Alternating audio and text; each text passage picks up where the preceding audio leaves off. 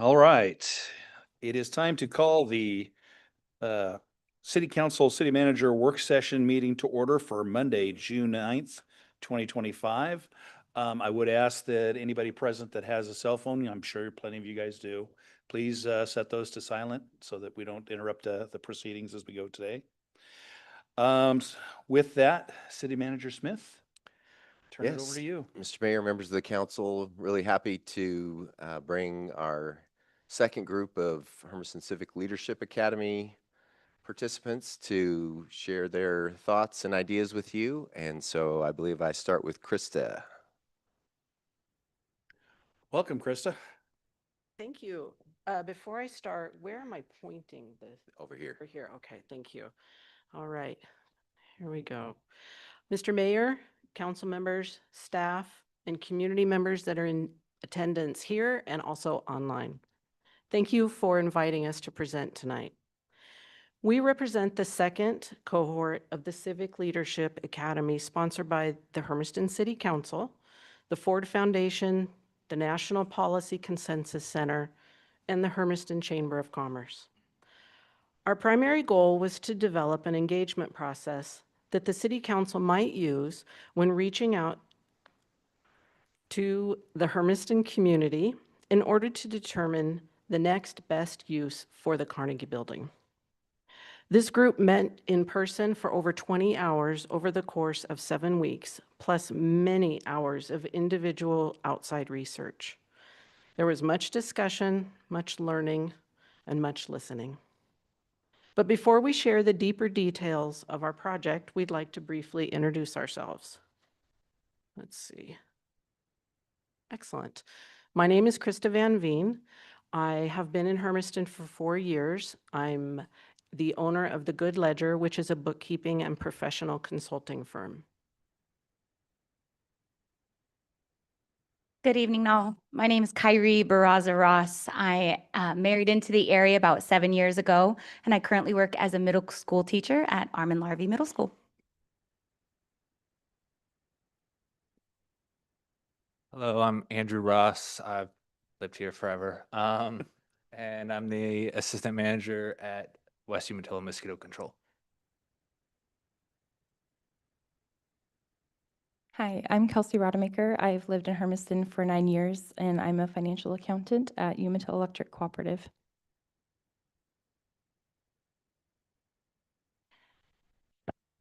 Hello, my name's Mariana Hardin. I've lived here for 24 years, and I'm the communications officer for the Hermiston School District.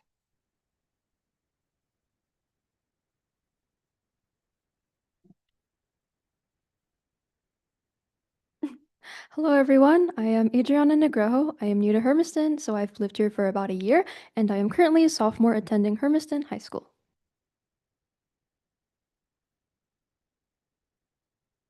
Hello, I am Kylene, and I've been a lifelong Hermiston resident. I'm also a contract tracer with Umatilla County Public Health.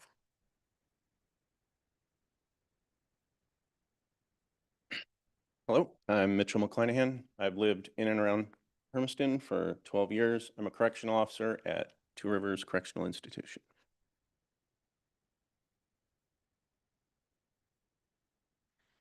Hello, my name is Kendra Stone, and I followed my job here in 2021, and I am currently a county inspector for Umatilla Public Health.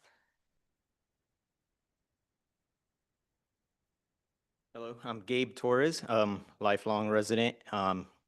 I'm an analyst for the state of Oregon.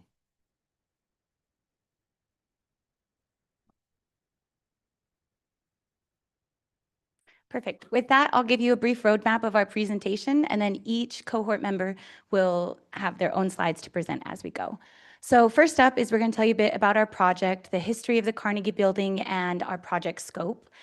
And then next, we're going to tell you about our findings. We each did personal interviews with key stakeholder groups that we identified and some general research about the building and how folks around here like to be reached out to and engaged with.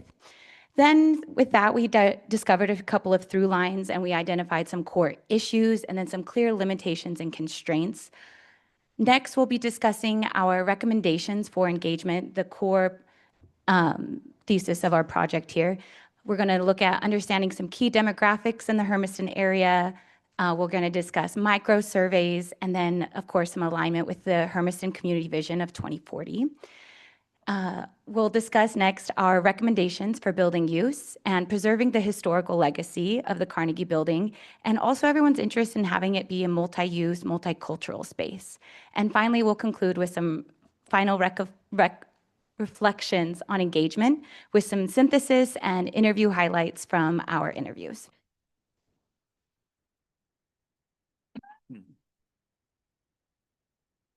So as you now know, we were tasked, or this cohort this year, with designing a community engagement process for repurposing the Carnegie building, aka the old library. So what does that look like? We wanted to come up with something where everyone has a seat at the table in terms of bringing in as many stakeholders as possible in the decision-making process. And we wanted to come up with an inclusive process that represents the community as a whole. We wanted to create something that instills trust and transparency to the constituents, being able to show that you, the council, are taking the matter seriously and the community's voices will be heard. This will ideally create more community ownership once the decision is made, as more people will feel heard and represented from the decision-making process. And Kelsey's going to do some history for you. All right. Okay, too many clicks. So a little bit about the building. So it's right across the street here from City Hall. The technical address, 215 East Gladys Avenue. It's zoned as a commercial C1, so it will fit any commercial, civic, or cultural uses. It was built in 1918 and funded by philanthropist Andrew Carnegie. He funded over 1,600 buildings throughout the United States to be used as public libraries in small towns, and we are lucky that we have one in our small town. It served as the Hermiston's Public Library from 1919 until 1989. And during our time in the academy, we were able to meet with multiple different community members, and many of the community members do remember the building as the old public library. I mean, Heather even shared with us in one of our sessions that this was a building that, the library was one of the first places that she was able to go to as a kid by herself. We also learned from community members that they really admired the historical look of the building, and they valued its historical aspect to the downtown district.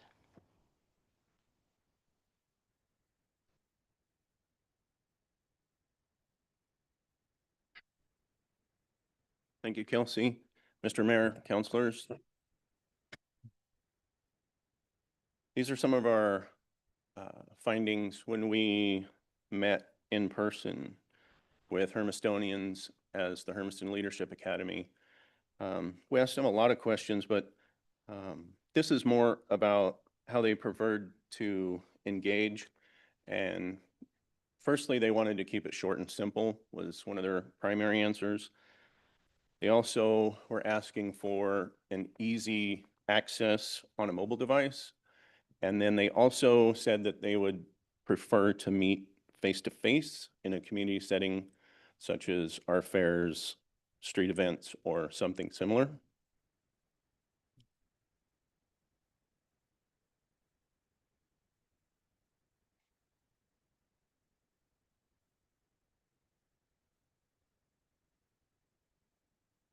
I'm going backwards.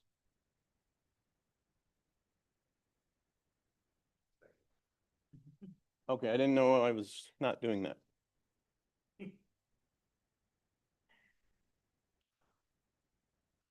There we go.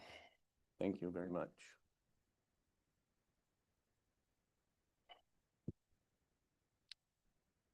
So I'm going to highlight a little bit about speaking face-to-face with the community. In our discussions with them, they said that they preferred that because they were able to trust people more face-to-face. And that resonated especially with our older and bilingual populations here in Hermiston. Face-to-face communication builds trust by fostering human connection and shared experience. It enables faster, clearer feedback with less room for misunderstanding. This shows personal investment, accountability, and vulnerability. Speaking face-to-face allows for nonverbal cues such as body language and facial expressions that signals honesty and warmth. Also reducing potential ambiguity that's in written or digital communication by conveying tone and intent. I'm going to mess this up again. Can I get the next slide, please? Thank you.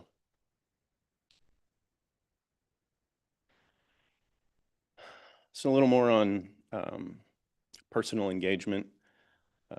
Community engagement must feel relevant and personal. Personal connection increases engagement. Hermistonians are more likely to care and contribute and get involved if they feel personally connected. This builds trust through people, not institutions. People tend to trust individuals, not organizations. Associating names and faces with those organizations makes a significant impact. Individual care fosters deeper relationships. Genuine care from individuals builds trust, loyalty, and encourages open communication.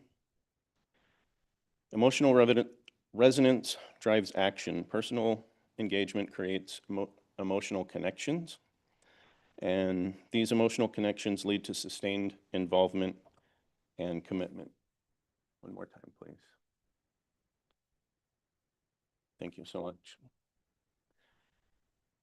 When we spoke to the community, some of the people that said they felt underrepresented were youth and other common underrepresented groups in the community include racial and ethnic minorities, low-income individuals and families, youth and young adults, people with disabilities, immigrants, older adults, rural residents, unhoused individuals, formerly incarcerated individuals, and LGBTQ+ individuals. The value of personal engagement: it adapts to individual identities, cultures, and needs. Signals a we care attitude, fostering trust and belonging. Helps communities feel like partners and not targets. Helps people feel their opinions matter and they're not just being told to show up. Thank you, Mr. Mayor and councilors. Next up will be Mariana.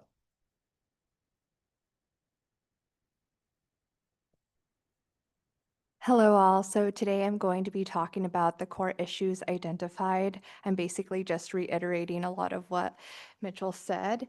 Thank you so much. So a lot of these core issues were identified by based on the interviews that were held with community members. So the first one being awareness. Many residents don't know where the Carnegie Hall is, and so I think it's really important to keep our community members updated, or maybe even start spreading the word. Number two being ownership and engagement. Currently, there is no strategic communication plan or outreach plan. And although word of mouth and personal connection are most effective, I think that's something that you guys should really consider. Number three being unheard voices and inclusive communications. Again, reiterating that a lot of young, bilingual, and older people often feel left out and out of the loop. Number four being vision alignment. The reuse of the Carnegie building should be a reflection of the 2040 vision that has already been established by City Hall, or by the city of Hermiston. Number five, reuse potential.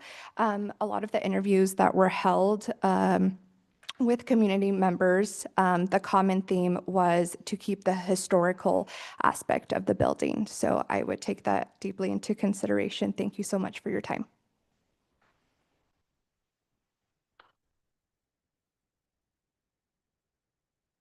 All right. some words on bridging gaps within the community and some limitations. So Hermiston's ability to engage with the residents is limited by the lack of a dedicated staff and funding. Without a budget, materials, events, or translation services, essential engagement activities,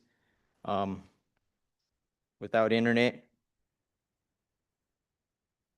it's kind of hard to reach the non-English speakers and residents, especially without going back on internet. It's difficult to carry out. These resource gaps make it harder for everyone to build a lasting relationship within the community.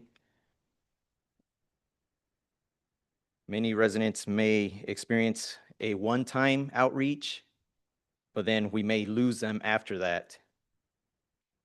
So over time, one of the thoughts is building trust and participation. To build trust within the Hermiston and need consistent communication, follow through on the feedback, and investment on both staff and outreach tools.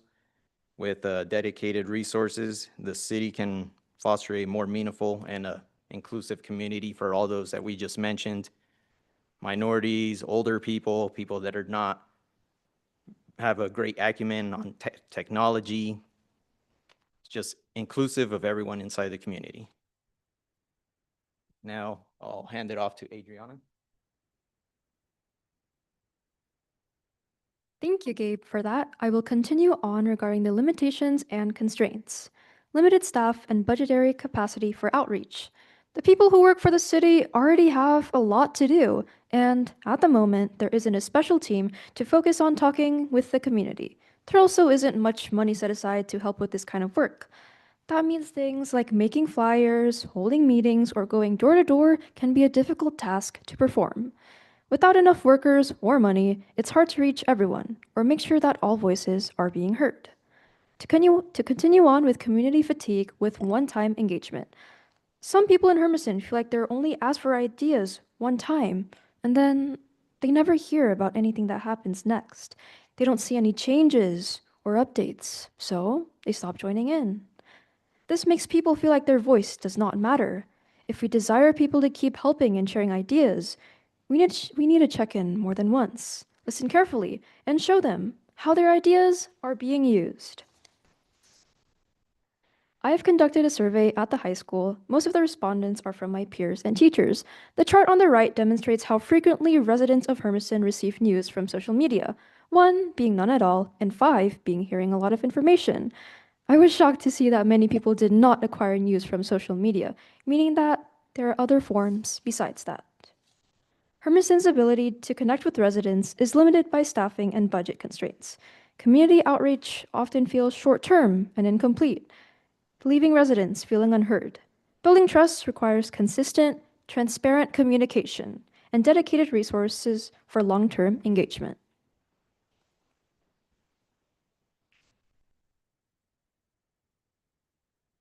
I will continue on with the limitations and constraints. The left pie chart showcases that 75% of people do not have access to technology, face barriers. If you do the math, that is 3 out of 4 people. That means that technology cannot be a form of primary communication if there is a barrier. The right chart over there demonstrates the other forms of social media that people have selected. The forms that most people have chosen are from the following: from a family or friend, or otherwise known as word of mouth, search engines, television, TV, radio, or newspapers. But one significant thing that I got from this survey was a special quote that I obtained from the commentary part. The quote that caught my eye was this: "Social media does not reach everyone. Newspapers are not free, so not everyone gets one. This leaves a need for mail to be sent to everyone and more ways to communicate back to the city and receive a response from the city." This specific quote emphasizes the necessity for a universal form of engagement, a form that everyone would have access to, regardless of their circumstances. I will now pass this slide to Kelsey, and she will discuss her recommendations to drive engagement.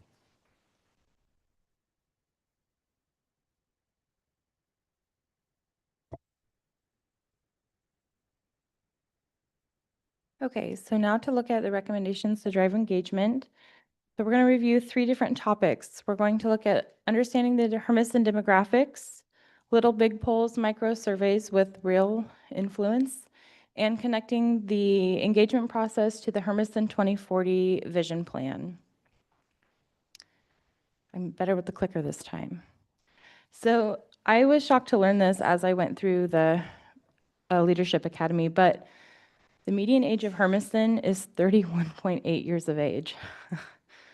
45% of the language, or 45% of the population speaks a language other than English at home, and we are the fastest growing community in Eastern Oregon. So we are a very young, culturally diverse, and ever-changing community. And during one of our sessions, we had the pleasure to meet with Daniel Wattenberger.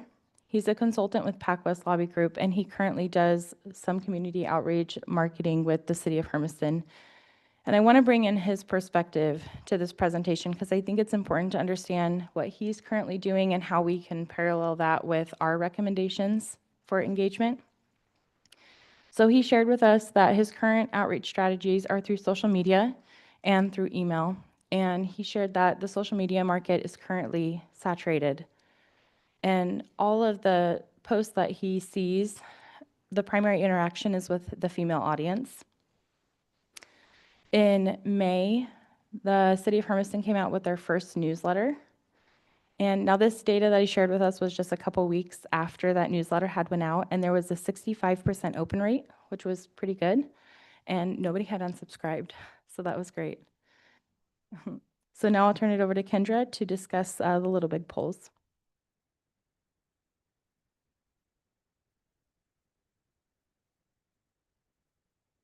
Hello.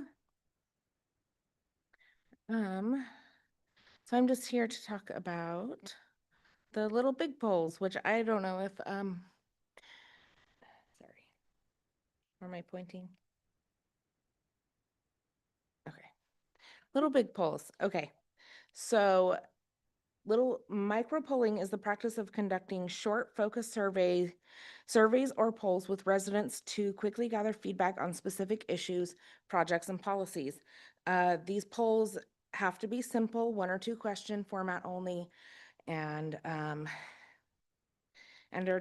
generally distributed through digital outlets and such as social media, mobile apps, city websites, and QR codes are often quite effective. Micro-polling allows cities to increase civic participation, improve responsiveness, and foster greater transparency and trust between local government and citizens. These are short, focused surveys. I can't emphasize that enough. That's like the biggest foundation of this is they're super easy for people to just like chime in and take a quick survey and, you know, when they're using the bathroom or just have an extra couple of minutes. And so they really maximize on that, on those digital channels for that reason. And they they give real-time feedback, provides immediate responses to guide quick decision-making for city and planning. And it reaches a wide range of residents, including community participation including increasing community participation in local government, and has a higher or has increases the response rate in underrepresented groups, and increases the perceived transparency from the city to its residents, which fosters more civic engagement. Next slide.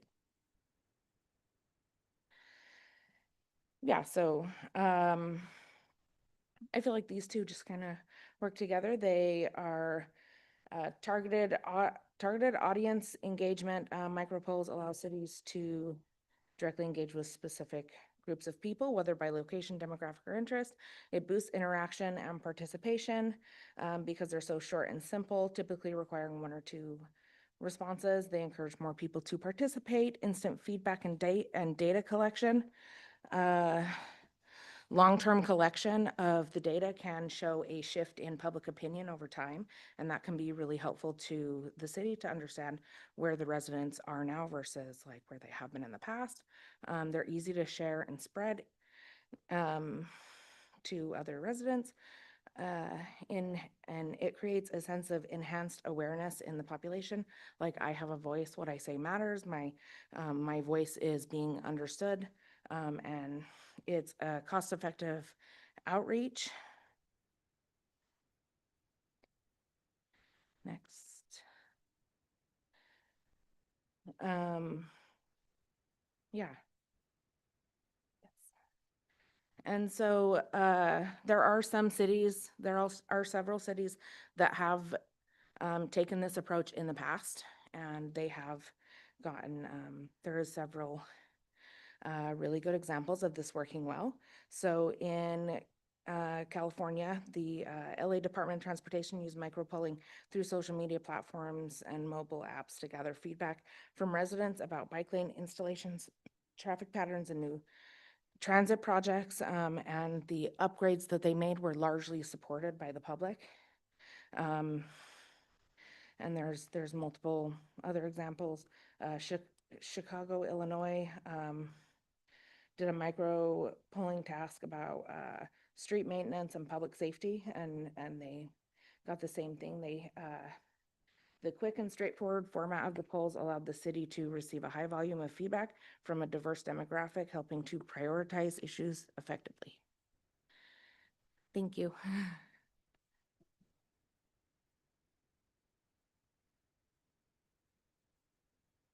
Perfect. And now on to how this aligns with the Hermiston Vision 2040. Are the council members familiar with that project? Yes, that's what I thought too. So for those who aren't, the Hermiston Vision 2040 started in mid-2021, and through a number of community-driven efforts like public engagement, in surveys, community events, and focus group with some expert input as well, this vision statement, goals, and action plan were formulated to guide Hermiston's long-term development. So what kind of city would we like to develop into by 2040? So at this project developed 3 core values, which are people, inclusion, and partnerships. With those core values in mind, 4 key goals were identified, and that's growing and prosperous Hermiston, safe and healthy Hermiston, connected and engaged Hermiston, and sustainable Hermiston. So our project of the engagement process and the Carnegie Building align perfectly with the goals for the Vision 2040, not only in how thoughtful we will be in developing our engagement strategy to get public input on what happens to the building, but also to keep in mind the use of the building could serve this goal as well. For example, the goal is all about building a strong sense of belonging and pride in our community through inclusive gathering spaces, cultural celebrations, and stronger relationships. Just as Vision 2040 was built on open participation, trust, and engagement, this process mirrors the same approach we like to bring with the engagement process. We're designing a strategy where everyone has a seat at the table, where voices are heard, and community members feel ownership in the final outcome. Just as sweet Adriana was explaining, that Hermistonians, when they give their input, they want to know it's being heard and then updated with how their input was used and see the result of their input.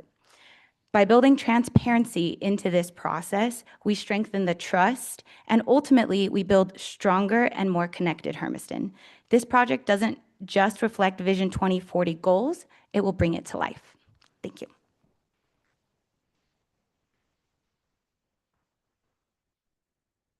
In our discussions with community members, we heard a few possible ideas for the future use of the Carnegie Building.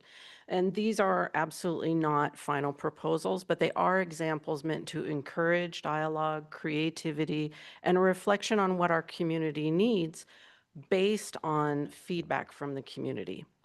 So some initial concepts that we heard and that have come to include a cultural or art center. This could be offering gallery space, workshops, a place for performances. This could preserve the building's character while making it a hub for creativity and expression. A multi-use community hub or an incubator space, perhaps with meeting rooms, co-working areas, and space for local nonprofits or services. This option supports flexible programming and inclusive access for small entrepreneurs or groups.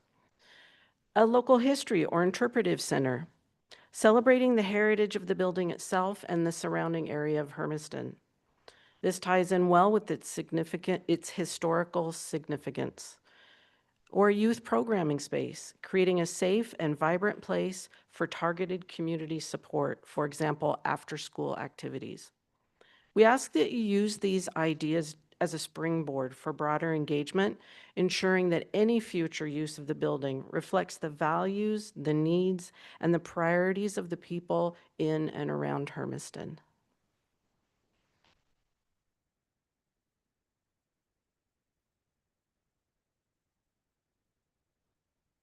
Thank you, Krista.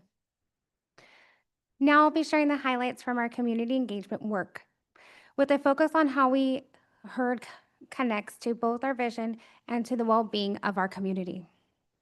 I come to this work from a public health perspective, where we know that community well-being is shaped not just by services, but by how connected and engaged people feel in their environment.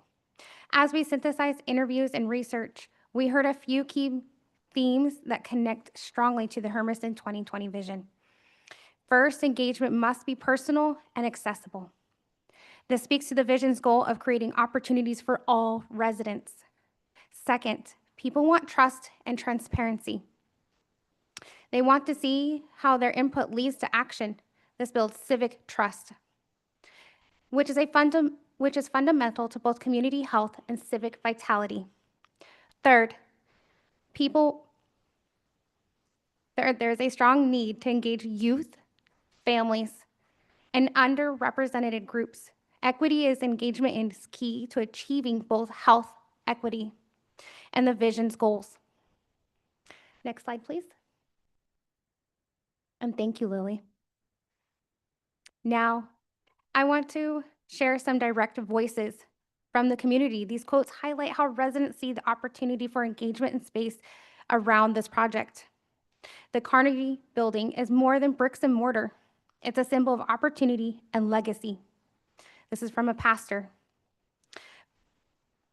So balancing historical preservation with modern inclusive use of space reflects the kind of shared community identity that supports belonging.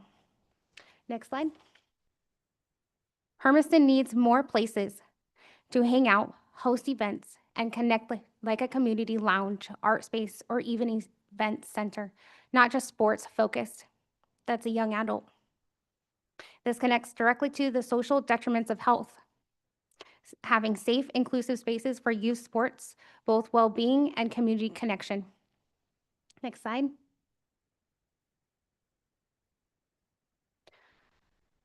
We need spaces where kids can do crafts, experiments, or just be with other kids without it being religious or expensive.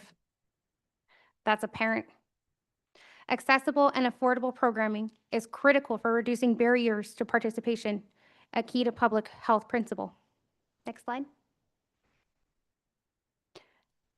I think old people don't get asked enough in these situations, even though they've been around the longest. That's a Hermiston senior citizen. Engaging multi-generational voices supports civic trust and helps build a more inclusive community culture. Next slide. I think it's vital to find a purpose for it that maintains the relevance that it was built for, but also keeps the history in the community. And that's an executive director who works outside of town, so that's somebody that works in our city, but comes from a distance. This reminds us that purpose drives participation when the community sees meaning in the space. They are more likely to engage with it and help sustain it. And thank you for the opportunity to share these community voices from a public lens, how we engage the community, and how we design spaces like the Carnegie Building. We can powerfully support both social well-being and Hermiston's 2040 vision. We would be happy to take any questions now, Mayor and City Council members.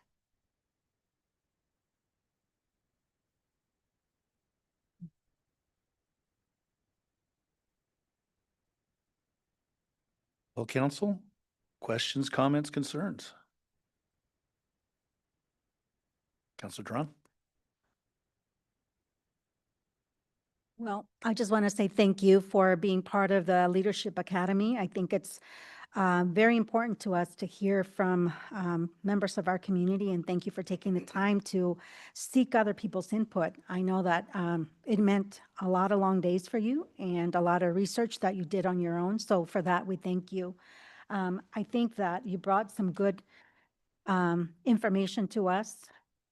Communication is a constant struggle, something that I think the city is not the only one that faces that challenge. A lot of organizations, like some of the ones that you guys represent, like the health department, and other organizations have this challenge. Not having like a communications person dedicated, I think it's huge, and certainly a budget, that would allow for the city to have someone like that would be so awesome. But in hearing some of the things that you brought to us about the surveys, and you recommend digital, but in Mr. Torres's presentation, he mentioned that technology is not something that people have access readily. And so we try to go to community events like the 4th of July celebration and other places. And so I know that the city constantly looks for ways, but certainly I think that's something that as a council, we need to continue to have conversations and get better on and improve.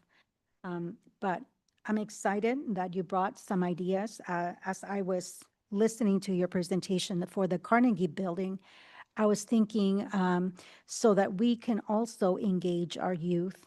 Wouldn't it be awesome, like if it was not like a huge scale like that, but Boardman has a Sage Center, an interactive place, where a lot of the youth go. Some of our schools have taken kids, to that location. And I wondered if maybe it could be something interactive like that at the Carnegie Building and having space for our youth. That was just something that I wrote down. But I know that also we are trying to work in bringing our youth here by having student advisors to come to our meetings and be part of some of our committees. The challenge with that is that some of them are athletes, some of them are also leaders in other areas, and so we're also looking to improve in those ways. But I wrote a lot of notes down, and I thank you for your time. I think it's very good information. Councilor Layton? I just want to say thank you to all of you. That was excellent presentation, very informative and very professional. So thank you for how you put that together. That was just, wow. You guys ought to start a business.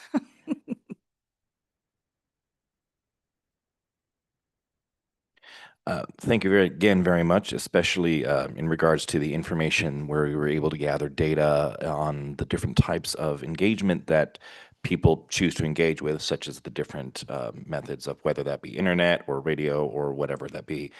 I'm a little bit puzzled, and perhaps one of you could clarify.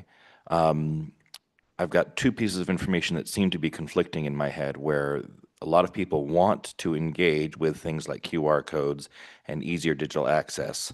But unless I misheard the statistic, and I'm interested in hearing how we got to this statistic, did I mishear that 3 out of 4 people don't have access to technology? Is that the statistic that was made?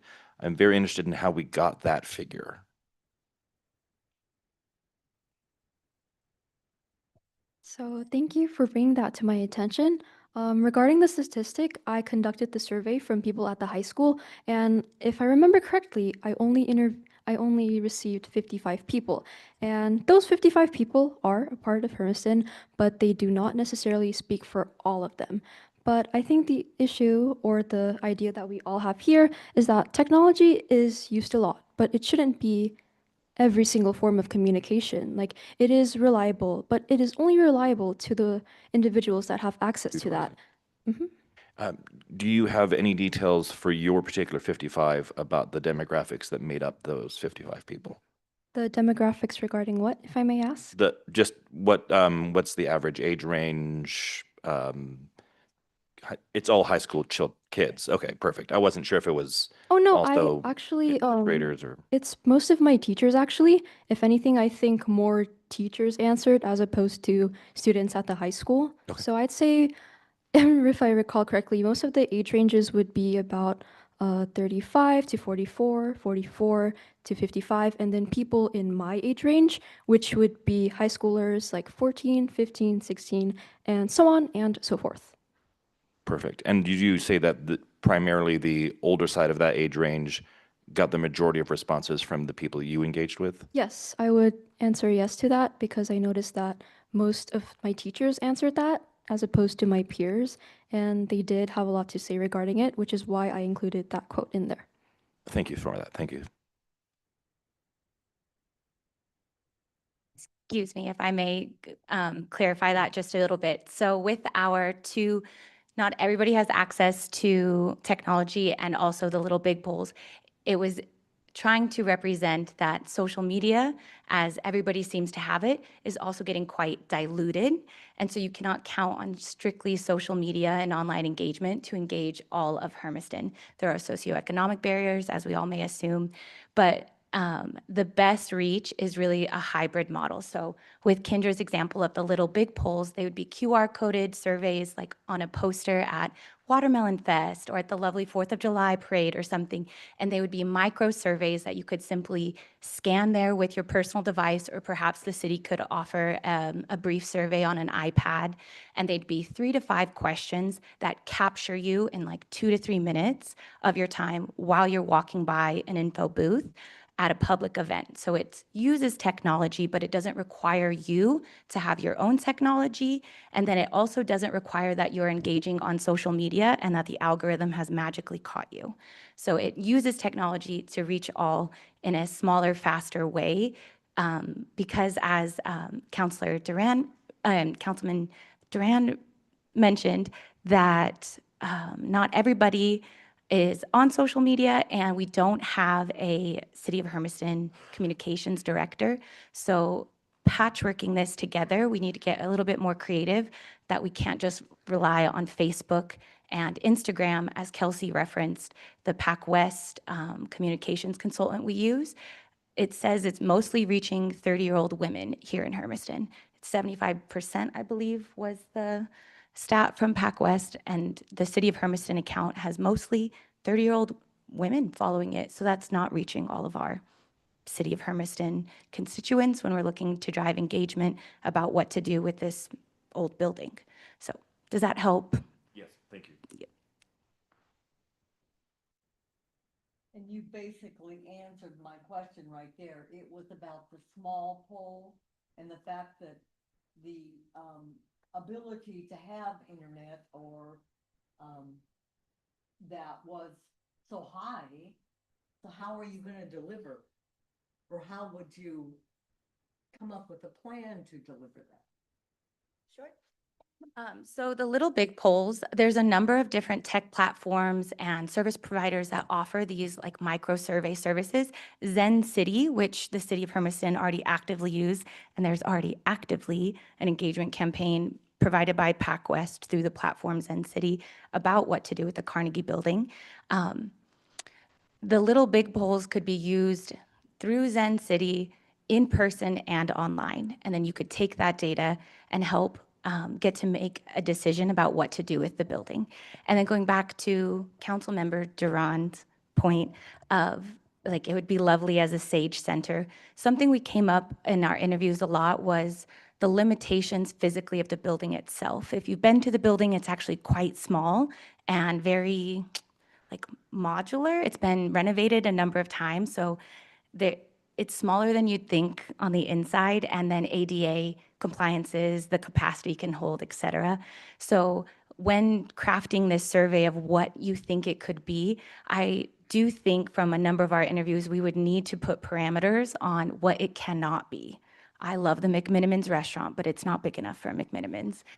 the Sage Center is an incredible facility, but you could not pack 100 kids in this little building. So when developing this micro survey that we could provide on iPads at a fair booth would be so cute, or like a QR code that you'd scan off a poster or on Facebook, I think it'd also be good to keep in mind to provide options of what it can be and not just leave it as an open-ended question, because there are some clear foundational and physical limitations of what the building is.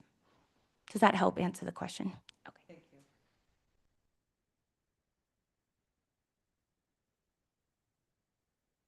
First of all, I want to thank you for your time. I know spending your nights together probably was a cut of time out of your own family time and personal time. So thank you for your efforts. I appreciate that.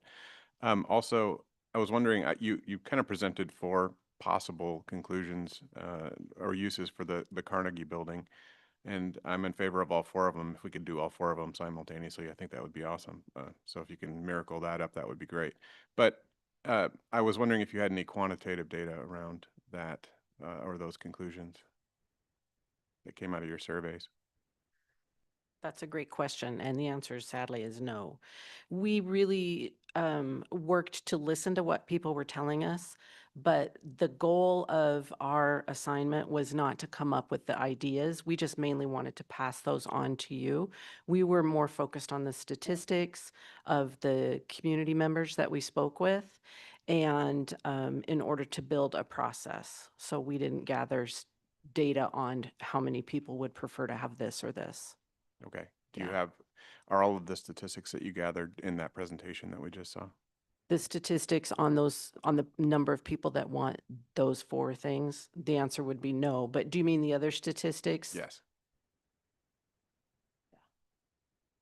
I know Councilor McCarthy asked the statistics and demographics related question earlier. Hello, Council.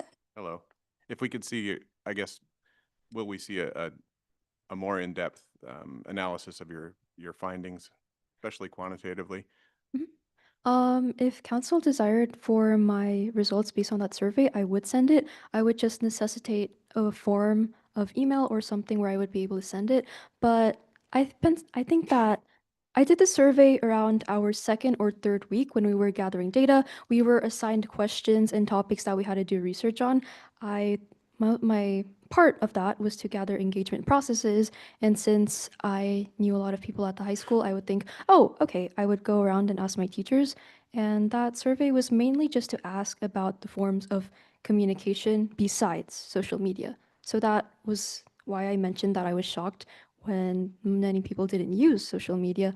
And my purpose and my intention when I created that survey was to find other forms of engagement besides social media. Does that clarify your question? It does a little bit. I guess I'm eager to see what your raw data looks like. Okay, of course. I can send it, but I would like to mention that my data is proportionate. Oh, sorry.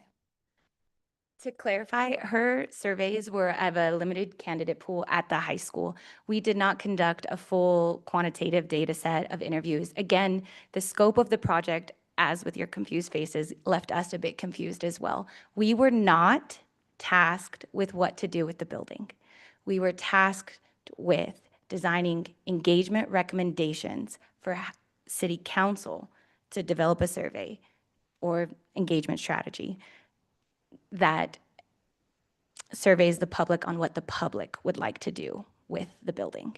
So Adriana's surveys were her personal, a small data set, 50 teachers and students, and that is what her data was based off of. But the whole group, we just interviewed stakeholders that we thought would care about how the building is used and how their group prefers to be engaged. Thank you. Councilor Allen? So I got a question on that. Maybe one of you guys can answer is how many of you guys actually went out in the public and actually asked a big majority of people instead of just students at high school and took that data? That's kind of the data we're looking for, is the actual community people you guys talk to.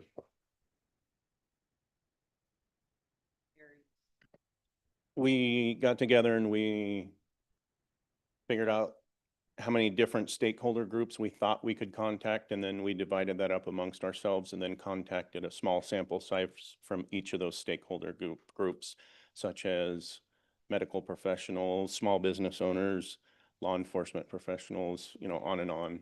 And so these sample sizes are small, but it's broad in the idea that we attempted to contact as many different types of stakeholder groups as we could. Okay. And by the way, thank you guys for the work you guys did for us. I think we all are excited by the data.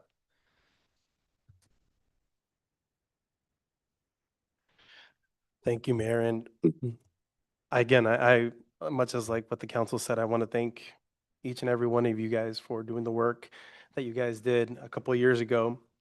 We had community members come to the city council interested in a purpose for the Carnegie Building. And so the work that you guys did, it really is invaluable for us because we at least have some direction and know what the community is interested or at least not interested in for that building. So thank you. I do want to say, Adriana, is that right? And you're in the high school? You're very impressive.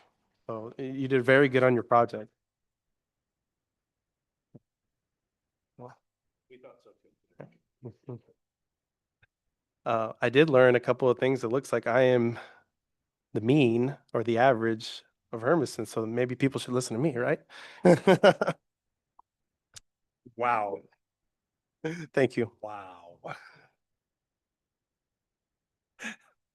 That it? Counselor Roberts? No, we're running out of time. One. I also want to just say thank you.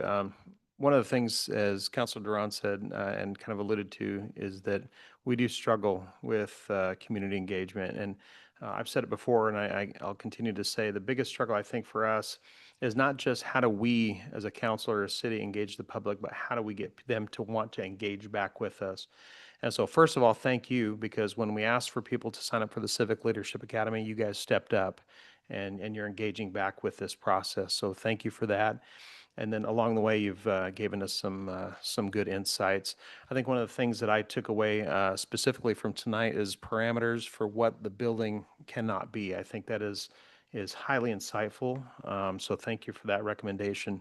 And then just everything that you guys did is really good. So appreciate it. Looks like I'm up last here.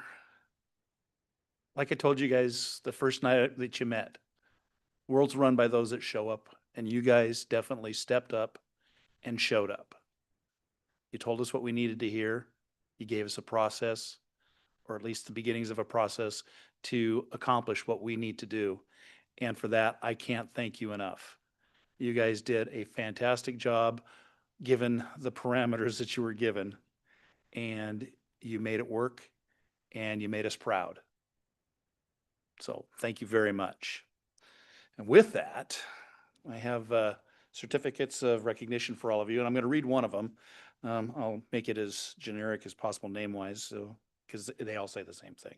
But this is presented to you for your active participation, completion of the 2025 Hermiston Civic Leadership Academy in partnership with the City of Hermiston, Greater Hermiston Chamber of Commerce, and Portland State University National Policy Consensus Center. You volunteered your time to learn more about local government, collaborate with community leaders and fellow cohort members, and present a solution-oriented plan to the City Council and staff to build a stronger Hermiston. Let it be known that this 9th day of June on 2025 that you have been a valuable member of the second annual cohort of the Hermiston Civic Leadership Academy and that your work has greatly benefited this community. So with that, I thank you.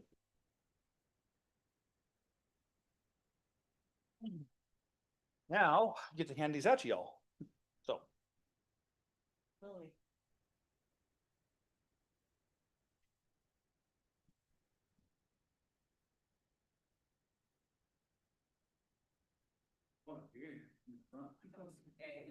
It's not gonna be that easy.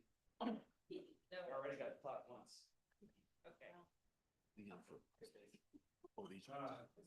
Where do you want to do it? All the way up back? Out? No, that's for, oh my goodness. All right. Hey, Torres. Yeah, this is also for.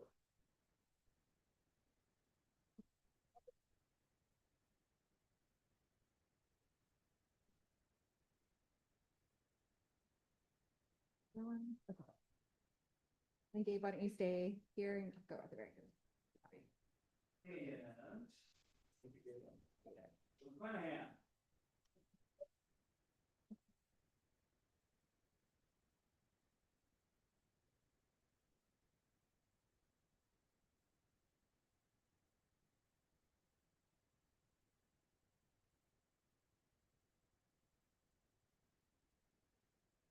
Adriana, I'm not gonna miss. I'm not gonna touch you.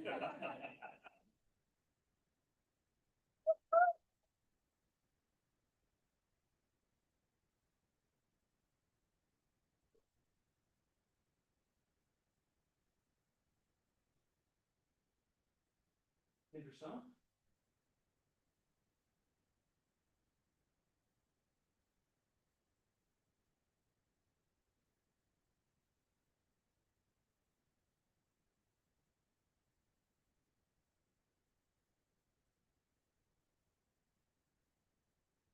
Any crossover?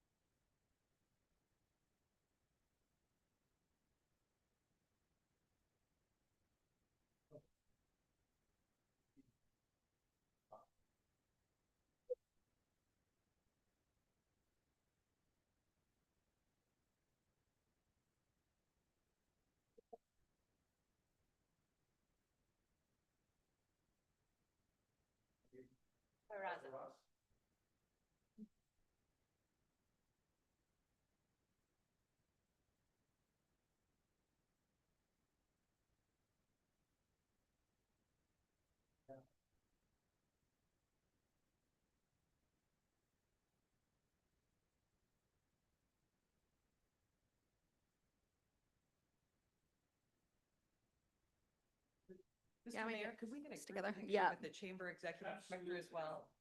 No, no, not without you. Yeah. Let's get close. Oh. I'll do that. Wonderful. Heather, do you want to? No. Heather's like, nope. Sorry, Heather. Okay, I'm the most important one right here. Okay, everybody says so. All right. You guys look great.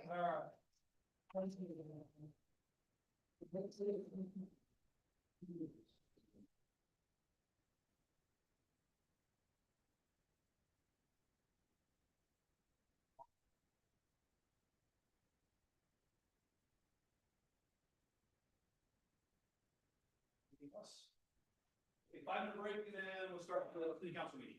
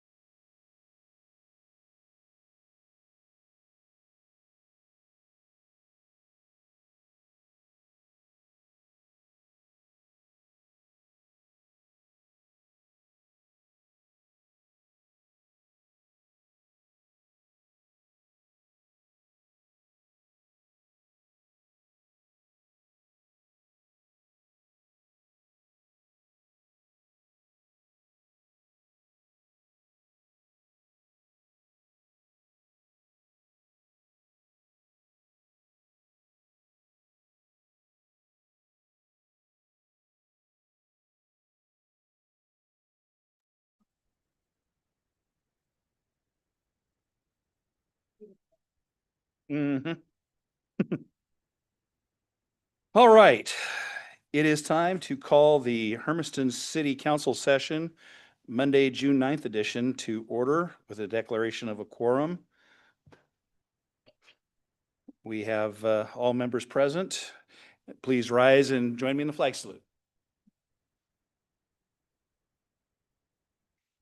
I pledge allegiance to the flag of the United States of America and to the republic for which it stands, one nation, under God, indivisible, with liberty and justice for all. Okay. City Manager Smith, are there any changes to the agenda tonight? No changes. Outstanding. All right. Well, first things first, we have a recognition to start things off. City Manager Smith. Yes, so this is the second year that we have done kind of a public outreach to design the banners that are going around, being put up around downtown. And so tonight we're going to recognize the winner of the second annual contest. And so Nathan Brown is a student from Hermiston High School.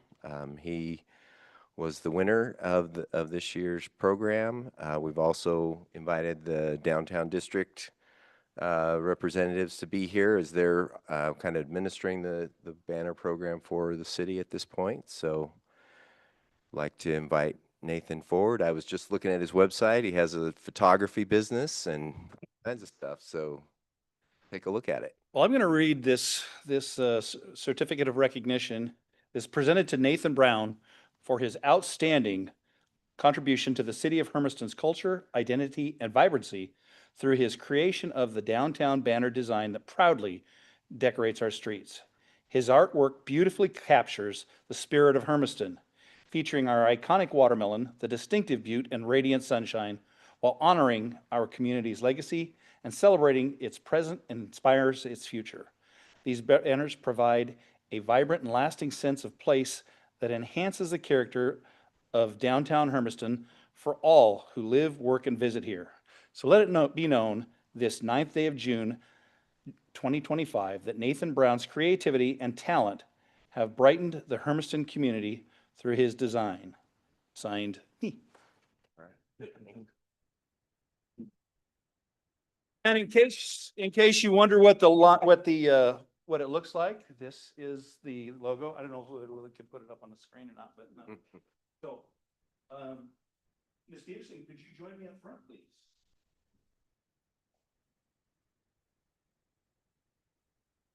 All the way up. All the way up. You gotta stand out. So, with that comes a $100 check. Congratulations on that. And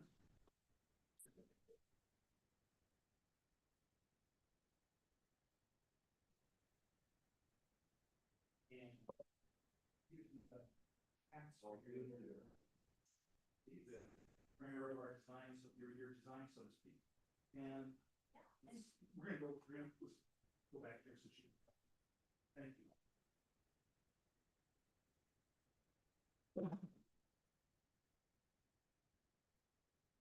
I just want to tell Nathan that we sure appreciate him sharing his art with our downtown Hermiston. And it's beautiful. You're so talented, and we just really appreciate it. It just adds a nice artistic look to Hermiston. And I feel like anyone who drives by and visits, I mean, they're just hanging so lovely. And just thank you so much, Nathan. You're so talented, and I look forward to seeing everything you do in the future. Thank you. Thank you Appreciate so it. much. You guys.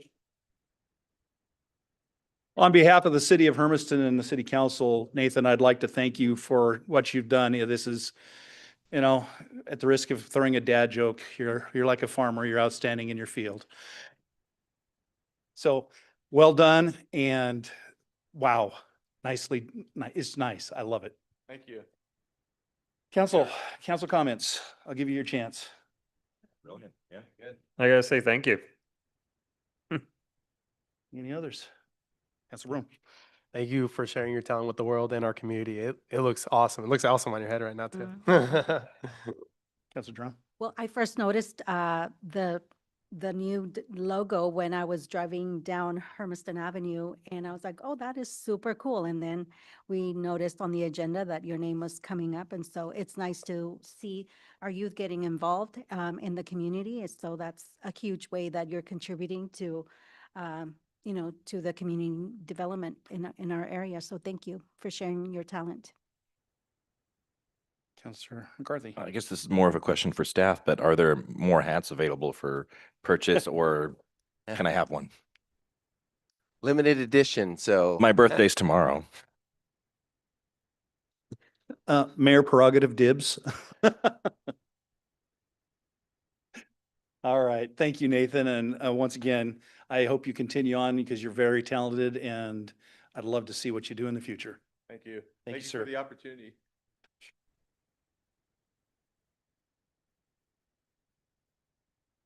You know, this is one of the cool things about this job is getting to do and see things like this. It makes me feel good about our future. Okay, moving on to next item on the agenda, citizen input on non-agenda items. And there goes all our citizens. So, wow, that, okay, Elvis has left the building. Do we have anything online, Lily, at all? Okay. Okay, next up is the consent agenda items. Consent agenda items A through E. Are there any council questions on agenda items A through E? Seeing none. Public comment, I guess we got that one good. Council comments? Items to be removed? Motion to approve? So moved. Motion. Second. Second. And moved by Councilor McCarthy, seconded by Councilor Roberts. I have to write this down. Roll call. Yes. Yes. Yes. Yes. Yes. Yes. Yes. Motion passes unanimously. 8-0. Nice. All right. Public hearings. Okay, budget 2025-26 budget of the city of Hermiston. Okay, are there any declarations of conflict of interest from the council? Sure. Seeing none. Hearing guidelines will now be presented by City Manager Smith. City Council is holding a public hearing for the budget for the fiscal year July 1st, 2025 to June 30th, 2026.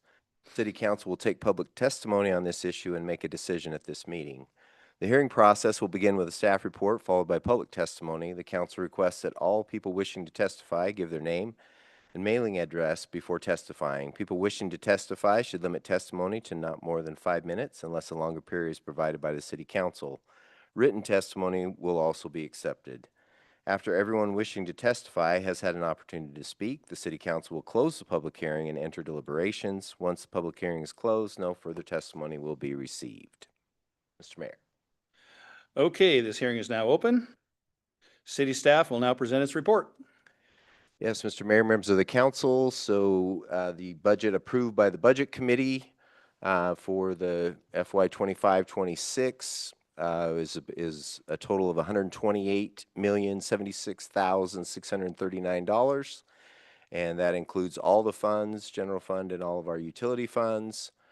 The adoption of the budget takes place with 4 different resolutions as far as different pieces, and as we go through each of those, I'll kind of walk through those in more detail unless there's some questions at this point. Any questions? Okay. I just wanted to make sure I heard you correctly that you said the budget for the year is 128 million. Correct. Okay, thank you. Okay. I already say you present your report. That's my report. Okay, that's your report. All right, public testimony. Any people wishing to speak or asked to state their name, mailing address, limit testimony to 5 minutes. Is there anybody that wants to talk? Seeing none. I guess the hearing is now closed. Are there any further council discussion? Seeing none? Okay. Next up, resolutions. Resolution 2371, declaring the City of Hermiston election to receive state revenues. City Manager Smith. Mr. Mayor, members of the council, the state requires us to adopt this resolution every year so that we can receive the state shared revenues, and I highly recommend that we approve this one. Go ahead and take it, you know. I think I can answer that one because they're going to give it to us if we say yes. All right. Council questions? We just asked it, yeah. Yeah. Public comment? Council comment? Motion to adopt Resolution 2371 and lay upon the record. Motion to adopt. Second. Well, okay, so everybody but Roberts on. I think I heard Councilor Linton first, so I'll go ahead and give her that one. And Roberts on second. Roll call. Yes. Yes. Yes. Yes. Yes. Yes. Yes. Yes. Motion passes unanimously. Resolution 2372, adopt the City of Hermiston budget, make appropriations, impose and categorize taxes for fiscal year 2025 and 2026. City Manager Smith. Yes, Mr. Mayor, members of the council. So this item is the adoption of each fund budget. And it also is the resolution, as you stated, that adopts our property tax rate and imposes that for the upcoming tax year. And I'd be happy to answer any questions. Okay, council questions. Seeing none. Public comments, seeing none. Unless there's any online. Nope. You'll give me a wave if I get an online question, right, Lily? Okay, thanks. Council comments? I'll throw mine in there. We worked hard to get the budget to where it needs to be. It's our most important thing that we do every year. Make sure we've got the money to provide to our citizens and that we're good stewards of it. So I'm proud to say that we're doing our best at that. Can I get a motion to adopt Resolution 2372 and lay upon the record? So moved. Second. Okay, moved by Councilor Duran, seconded by Councilor Hayward. Allen, jeez. Oh my gosh, it's been a day. Roll call. Yes. Yes. Yes. Yes. Yes. Yes. Yes. Yes. Motion passes unanimously. Congratulations, sir. You got your money. Okay. Resolution 2373, establish reserve funds for the City of Hermiston for fiscal year 2025 and 2026. City Manager Smith. Yes, Mr. Mayor, members of the council. So this sets up our various, what we'll call savings accounts that we set money into to hold for future projects, or we use money out of those same funds to build projects and do different things in the utilities and different parts of the city. So the second page of that resolution is a listing of all those various savings accounts. Council questions? Seeing none. Public comment? Seeing none. Council comments? Seeing none. Motion to adopt Resolution 2373 and lay upon the record. So moved. Second. Motion by Councilor McCarthy, seconded by Councilor Hayward. Got it right that time. Roll call. Yes. Yes. Yes. Yes. Yes. Yes. Yes. Yes. Motion passes unanimously. You're getting better We as are we go. cooking along. We're moving fast. All right, resolution 2374. We might do 7:30 if we're fast enough. Yeah, that's the fastest 128 million I've ever spent. Uh, Well, we haven't spent. Yeah, it no, we're yet. just letting us, you're just letting us spend it. Okay. Resolution 2374 establishes city compensation plan for the City of Hermiston fiscal 25-26. City Manager Smith. Mr. Mayor, members of the council, so this is establishing our salary system. So in Schedule A, it lays out a series of salary ranges and steps. And then salary B, all the various positions the city has are put into those different salary positions. And then Schedule C is for our basically our seasonal and temporary employees that mostly work in Parks and Recreation. But because they don't fit in any of those others, we a few years ago went to this separate schedule for them. So that lays out our salary plan, compensation plan, as we talked about at the Budget Committee as well. I'd be happy to answer any questions. Okay, council questions on that? Councilor Roberts. I only bring this up because I hear it from people. This is just non-exempt employees. Everyone else that's covered under collective bargaining agreements, that's a separate process, correct? That's correct. The positions covered by the CBA are not in this salary schedule. They have a separate salary schedule that is attached to their agreement. Thank you. Any other questions? Seeing none, public comment. Seeing none, council comments. Okay, seeing none, can I get a motion to adopt Resolution 2374 and lay upon the record? So moved. Second. Been moved by Councilor Duran, seconded by Councilor Roberts. Roll call. Yes. Yes. Yes. Yes. Yes. Yes. Yes. Yes. Motion passes unanimously. Ending. All right, everybody gets paid.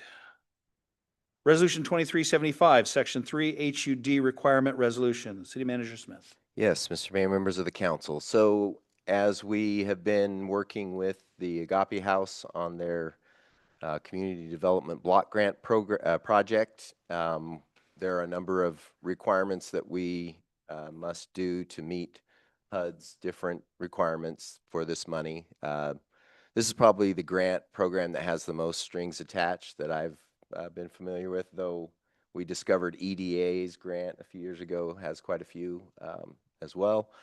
But this particular resolution is a plan that encourages us and then encourages us to encourage our contractors who do the work to hire low and moderate income individuals if they can. Doesn't require that they do, it requires that they report back on what efforts they make and what they do. And so we take this and make that a requirement of our contract with whoever is hired to build the project. And so that's what this Section 3 plan does. And that we're being requested to adopt it via resolution. So that's why it's before you, and I'd be happy to answer any questions. Any council questions? Seeing none. Actually, did you? Oh, no. Okay, it looked Okay. like he was going for it. Okay. Don't reach for it. I got it. You're Just right. this time for once. Public comment? None. Okay. Council comments? Seeing none. Motion to adopt Resolution 2375 and Motion. lay upon the record. Motion adopt. Second. Councilor Hayward and Councilor Roberts. Roll call. Yes. Yes. Yes. Yes. Yes. Yes. Yes. Yes. Motion passes unanimously. Adoption of the fiscal year 2025-26 Umatilla County Dispatch Agreement. City Manager Smith. Yes, Mr. Mayor, members of the council. So tonight is the next fiscal year's dispatch services agreement. A couple of weeks ago, we adopted our current fiscal year. I shared some of my frustrations then, and I'm still committing to continue to have discussions with the county on improving our communication, improving how this agreement works for us and the other communities that participate. But I'm recommending that we approve this agreement, and I'd be happy to answer any questions. Council questions? Councilor Kelso. I know that you expressed a desire when we talked about this earlier to have those conversations with the Umatilla County staff about the rate increases. Have any discussions happened in the short time between then and now? Very limited. We had some, but just because of just the short window between, we haven't had a lot of those. But we do have some plans to try to get back together and start working on it some more. Okay, thank you. Councilor Meyer. So then the negotiations for the next year will continue. Yes. Okay.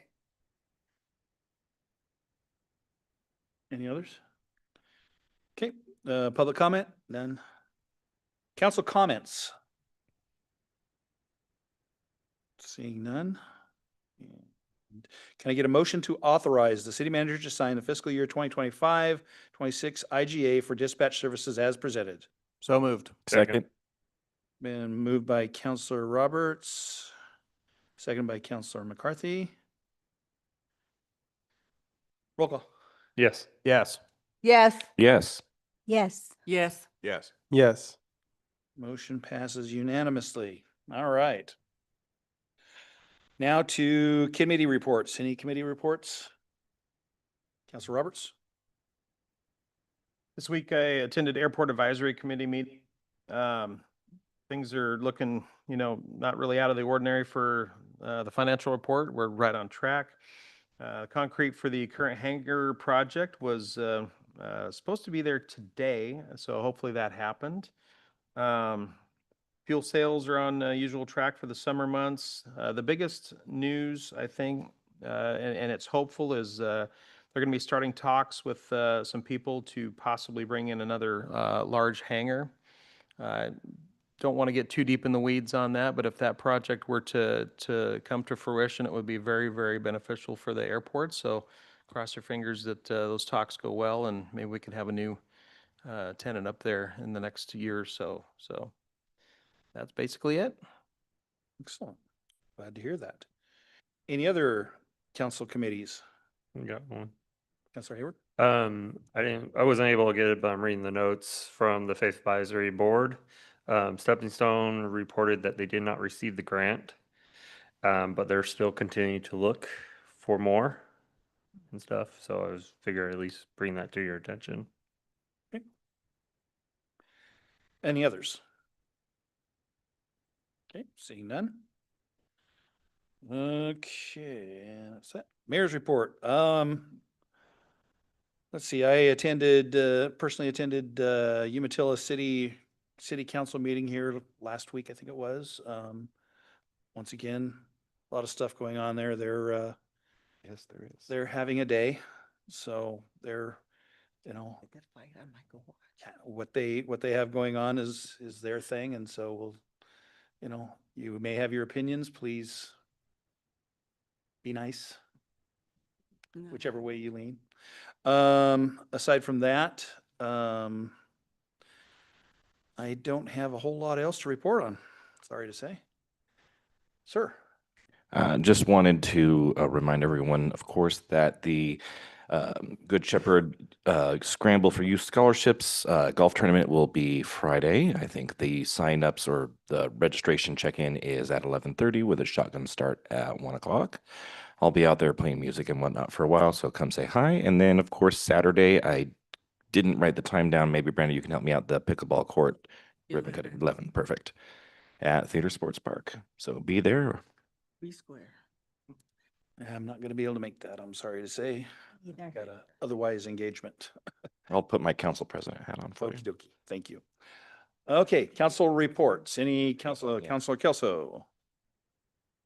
I was able to attend the Hermiston High School graduation last week, and I'd just like to congratulate all the seniors who made it through. So it was a very awesome event, as it is every year, and I'm proud of all of our graduates.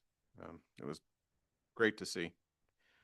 I was able to do a ride along with Oregon State Police on May 30th. So I'd like to thank Sergeant Chichester, Senior Trooper Little, and Senior Trooper Goldman especially. He was the one who got to ride with me for 8 hours asking questions like a 5-year-old. So it was just an awesome experience. It was good to see what they do for our community. And these gentlemen are all based out of our Hermiston office, of course. And it was just an eye-opening and educational experience. So Did they let you turn the siren and lights on? he wouldn't let me touch any of the buttons, which it was a little disappointing. I'm not gonna lie. Sort of like a spaceship in that car. So I got to operate the computer once. yeah, no, not me. I think they saw me coming.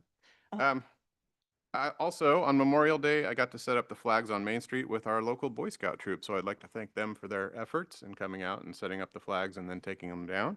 Our next flag event is on Flag Day, which is June 14th.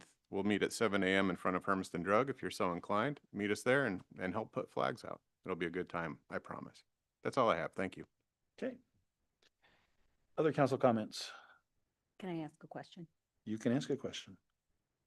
So I know that in the past, when we've had really high temperatures, the community center has opened up for those that maybe need to cool off for a bit. Do we have any plans like that for the warmer days? At this point, we don't have plans. We haven't had any requests or needs. Typically we see an increase over at the library, people coming in to take care of that, take care of themselves there. But if we see a need, we can work on it. But we have not had a need expressed to us. So Okay. I just kind of wondered, and then finding ways to get that communicated to the folks that may need that information based on what we heard tonight.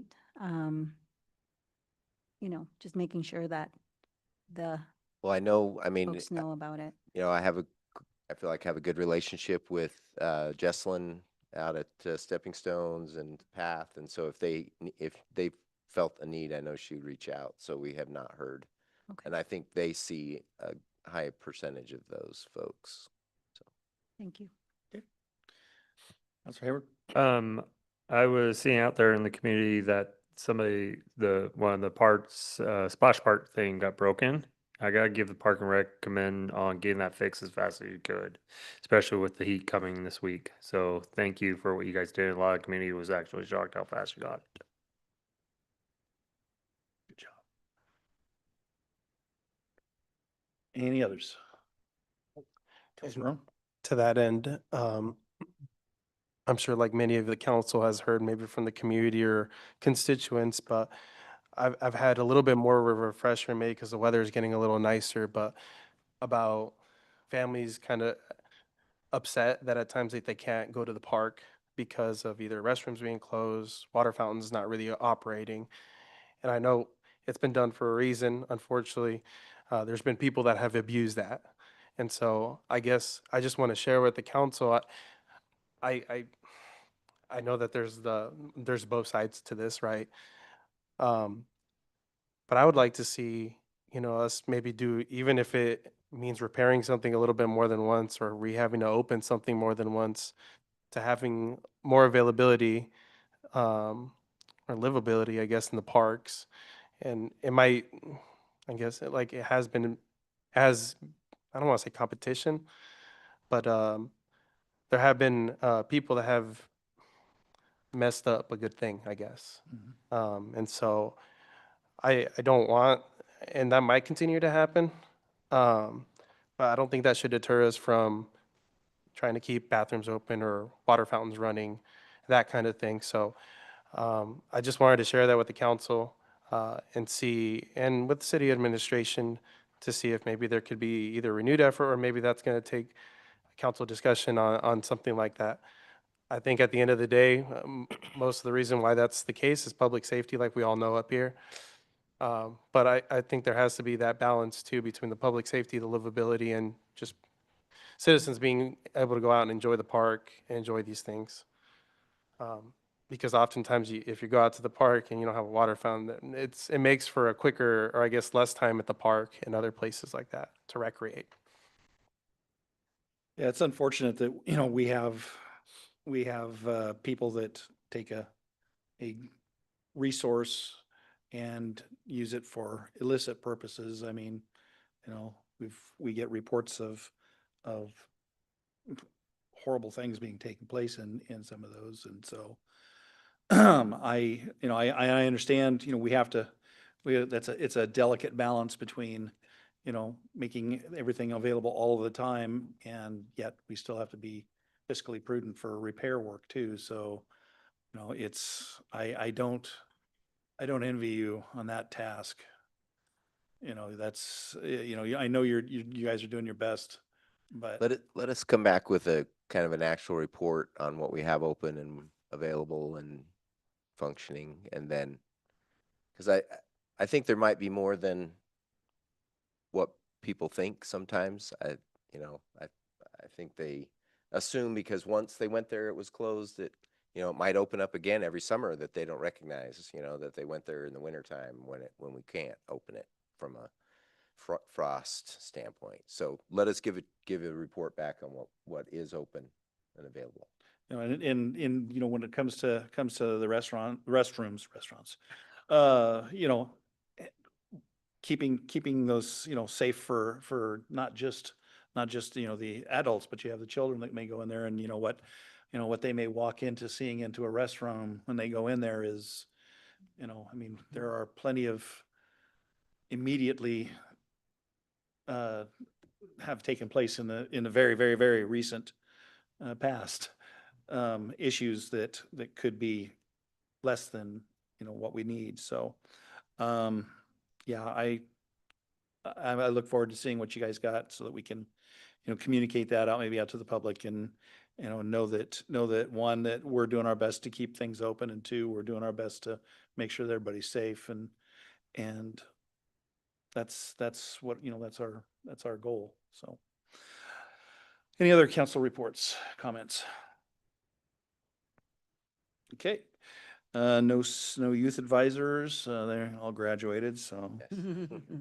Gotta get All some right. ones. You want to throw something in there since you're sitting in sitting in the hot seat? All right. Manager report. Just a quick update on the Youth Advisory Council that I think we're going to see. We'll see a lot more organization and some different things come out next year. Mr. Davis and I are having conversations. We'll be meeting over the summer to kind of take that up a notch. Excellent. The things that we're doing. Then just one thing that Councilor McCarthy missed: Hayden Holmes ribbon cutting. Thank you. Thursday, 11:30. He always gets all of them, so I was glad. Well, normally I have my tablet here, but I neglected to bring that today. And thanks I for didn't letting write them all down, so I didn't get them either. So I appreciate you bringing that up. I will try and make it to that. Sir. Yes, ma'am. I would like to ask about with the youth advisors. Is there a way within our budget that some of them can go up to Salem the next time we go up there to talk to legislators? And because I noticed that some of the other towns. Well, they did. We had a group from Hermiston go this last time, and that is our goal. And we only do that every other year on the long session years for the legislature. But this year, Patty Mulvihill let me know that they're going to invite the youth advisors to come to the Friday of the league's annual conference in Portland. Oh, And so we're going to try to see what we can do to take a small group of our youth advisors to that as well. So The ones that show up. Yeah, I forgot they did go. Okay. Any other council or any other comments, Mr. Smith? I forgot something. It's you. Yeah, no, we already passed. Hey, it's already 7:40. Come on. All right. Just comment, I promise. I was approached by LOC to be part of their nominating committee. So I will be joining that group at the annual meeting. They're set to meet twice a year, the first one in October and another virtual one in November. So Congratulations. thank you. Now everybody done? Want me to sing you a song or something? Oh, we got another thing to go. We still got other stuff here. All right, we're gonna adjourn the city council meeting and convene the Urban Renewal Agency meeting. Call it to order. New business, public hearing on the 2025-26 budget of the Hermiston Urban Renewal Agency, HURA, resolution number 24. Are there any declarations of conflict of interest from the members? No, sir. Seeing none. Hearing guidelines will be presented by Mr. Smith. the HURA is holding a public hearing for the FY 2025-2026 budget of the Hermiston Urban Renewal Agency. The HURA will take public testimony on this issue and make a decision at this meeting. The hearing process will begin with a staff report followed by public testimony. The HURA requests that all people wishing to testify give their name and mailing address before testifying. People wishing to testify should limit testimony to not more than 5 minutes unless a longer period is provided by the HURA. Written testimony will also be accepted. After everybody wishing to testify has had an opportunity to speak, the HURA will close the public hearing and enter deliberations. Once the public hearing is closed, no further testimony will be received. Mr. Mayor. Okay, the hearing is now open. City manager will now, or city staff will now present its report. I believe that's you, Mr. Spencer. That is, and this year we're looking at a budget of $11.6 million for the Urban Renewal Agency. We are switching to a new type of accounting this year. And so rather than having an urban renewal budget, we are establishing new funds for each district within there. So we have a contingency general fund, a downtown fund, the North Urban Renewal Fund, and then the South Urban Renewal Fund, but that one is unfunded this year. There are no projects planned. So we're starting out with a budget of $5.8 million in our general fund, and then immediately transferring $266,000 to the downtown fund and $5.5 million to the North Urban Renewal Fund. So the downtown fund will spend $60,000 on facade grants this year, about $6,000 on landscape projects, and then the remaining money will go towards debt service and savings for future projects. The $5.2 million in the North Fund is going towards Aspen Drive, which we're in the middle of right-of-way acquisition right now, and then $345,000 of debt service on that $5.2 million, and then $46 million stays in the general fund for our various legal funds and publications, paying for the audit, things like that. 46 million or 4.6 million? 46,000. Okay. Did I say million? Yeah. Oh. Yeah, you kind of got Went my over attention budget, there. yeah. I'm sorry. I meant to say 46,000. Okay. That's a number I could go with that one. All right. That it? That is it. All right.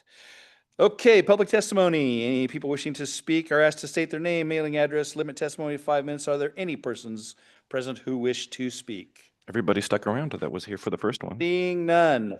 The hearing is now, wait, is there any written testimony or anybody online? None. All right. Hearing is now closed. Any further member discussion other than $46 million? All right. So with that, we are at resolution number 24, adopt the fiscal year 2025-26 budget for the Hermiston Urban Renewal Agency. City Manager Smith.